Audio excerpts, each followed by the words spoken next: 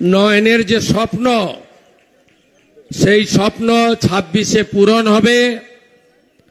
BJP ক্ষমতায় এলে নয়নের মার্ডার কেস পুনরায় রিওপেন করে সব খুনিকে যাবজ্জীবন কারাদণ্ড দেওয়ার দায়িত্ব বিজেপি নেবে। পুলিশগুলোর আচরণ যেন নরেন আর তার পিসি ভাইপো বেতন দেয়। শুনে রাখুন, চিরদিন কাহারও সমান নাহি যায়। আমি অনেকদিন রাজনীতি করেছি। আমি ডিজি তারানিয়া, অরুণ গুপ্তা, ভূপিন্দর সিং, এন রমেশ বাবু, এস পান্ডা, বাসুদেব বাগদেরও দেখেছি। সব হারিয়ে গেছে। আপনাদের অবস্থাও কিন্তু এর থেকে খারাপ হবে। এখান থেকে মাল তুলছেন, গঙ্গার ধারে ফ্ল্যাট কিনছেন। এখান থেকে মাল তুলছেন, নিউ টাউনে বার আর রেস্টুরেন্ট বানাচ্ছেন। এখান থেকে মাল তুলছেন, মন্দারমণিতে হোটেল বানাচ্ছেন। এখান থেকে মাল তুলছেন, গ্যাংটকে হোটেল কিনছেন। কিনতে থাকুন। আগামী বছর এপ্রিলের পরে যেখানেই পুঁতে রাখুন, যা সম্পত্তি বানান, আইসিরা সব বের করবো খুঁড়ে খুঁড়ে খুঁড়ে। আমরা জানি এই জঙ্গল রাজ ইউপিতেও ছিল। ইউপি থেকে যোগীজি জঙ্গল রাজ খতম করে দিয়েছে। বিহারেও ছিল। समोसा में आलू और बिहार में लालू। নীতিশ কুমার আর নরেন্দ্র মোদী ওখানেও জঙ্গল রাজ খতম করে দিয়েছে। এখানেও জঙ্গল রাজ খতম আমরা করব, বেশি দিন লাগবে না। এই মুখ্যমন্ত্রী ধর্ষকদেরকে প্রোটেকশন দিয়েছেন। অভয়ার দেহ পানিহাটি শ্মশানচুল্লিতে 3 নম্বরে ছিল সিরিয়ালে। তাড়াহুড়ো করে সিরিয়াল ভেঙে 1 নম্বর করে পুড়িয়ে দিয়েছিল বলে সোমনাথ বলে একজন কাউন্সিলরকে চেয়ারম্যান করা হয়েছে পানিহাটির পুরস্কার। অনুব্রত মণ্ডল বোলপুরের আইসির স্ত্রী এবং মাকে 5 বার ধর্ষণ করবেন বলেছেন মদ্যপ অবস্থায়। মুখ্যমন্ত্রী বীরভূমে গিয়ে তাকে রাজ্যাভিষেক করেছেন, তৃণমূলের জেলা কনভেনার বানিয়েছেন, সিকিউরিটি বাড়িয়ে দিয়েছেন, তাকে পুরস্কার দিয়েছেন। তাই আমাদের এই কন্যা সুরক্ষা যাত্রা বা নারী সম্মান যাত্রা সেদিনই শেষ হবে যেদিন এই রাজ্য থেকে গণতান্ত্রিকভাবে আমরা মমতা ব্যানার্জিকে প্রাক্তন করতে পারবো। সেদিনই মা বোন কন্যা দিদিদের সম্মান আমরা ফিরিয়ে আনতে পারবো।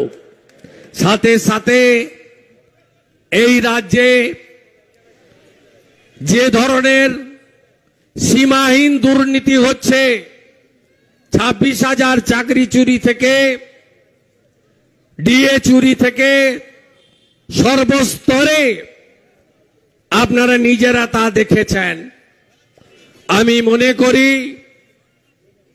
আগামী দিনে ভারতীয় জনতা পার্টির নেতৃত্বে পশ্চিমবঙ্গে একটি সরকার প্রতিষ্ঠা করতে হবে, যে সরকার উত্তরপ্রদেশের মতো সুশাসন এবং সুরক্ষা দিতে পারবে।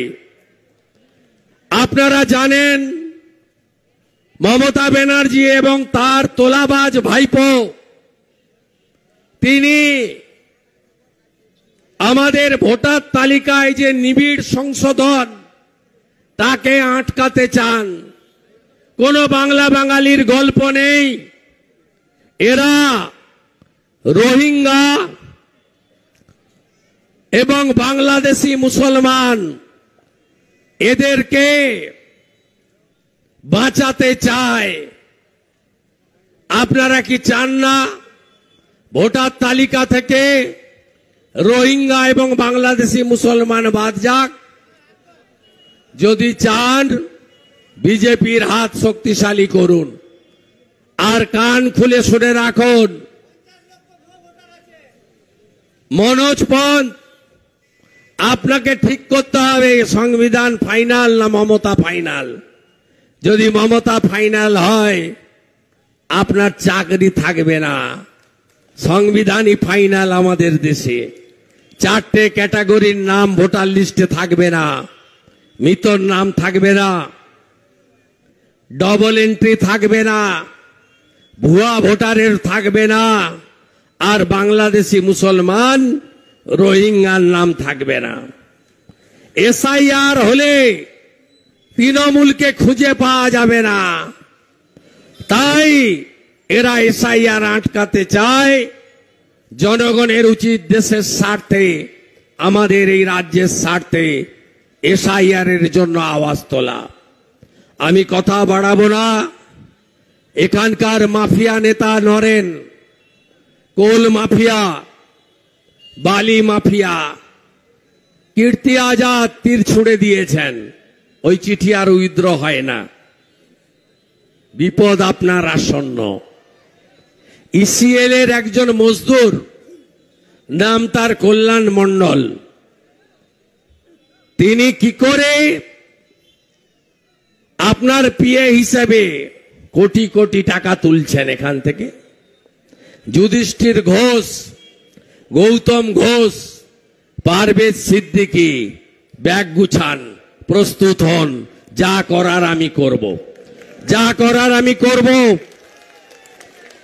এবং ইসিএল এর যারা দুর্নীতিগ্রস্ত লোকেরা এদের সাহায্য করছেন, আমি কয়লা মন্ত্রী জি কিষেন রেড্ডির কাছেও এই কল্যাণ সহ প্রত্যেকের তথ্য তুলে দেব। নিউজ এশিয়া, গণতন্ত্রের কণ্ঠস্বর।